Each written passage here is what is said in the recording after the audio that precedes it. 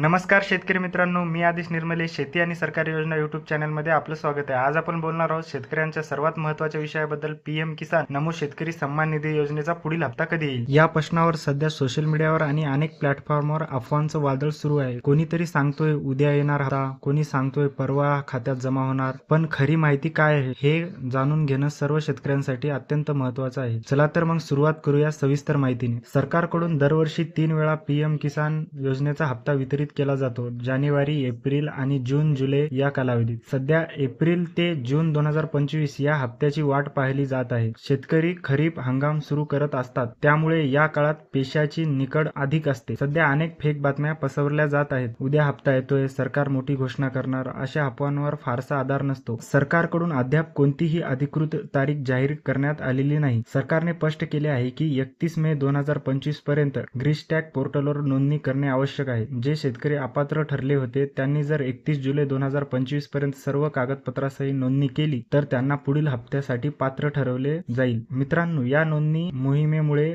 पात्र शेतकऱ्यांची यादी अपडेट करण्यात आली आहे आणि आनंदाची बातमी म्हणजे 93,50,000 पेक्षा जास्त शेतकरी महाराष्ट्रातून आता पात्र ठरले जात आहेत। सामान्यतः जून महिन्यात हप्ता वितरित केला जातो, त्यामुळे शक्यता आहे की या वर्षीचा हप्ता देखील जून महिन्याच्या शेवटच्या आठवड्यात किंवा जुलैच्या पहिल्या आठवड्यात जमा केला जाईल। परंतु लक्षात ठेवा, शासनाने अद्याप अधिकृत घोषणा किंवा तारीख जाहीर केलेली नाही। बघूया लवकरच कोणत्या तरी कार्यक्रमाच्या माध्यमातून ती तारीख घोषित केली जाईल। शेतकऱ्यांसाठी सूचना: अफवावर विश्वास ठेवू नका, अधिकृत पोर्टलवर अपडेट तपासत राहा। योजनेशी संबंधित आपले कागदपत्र व्यवस्थित ठेवा। अजूनही नोंदणी केलेली नसेल तर लवकरात लवकर प्रक्रिया पूर्ण करा।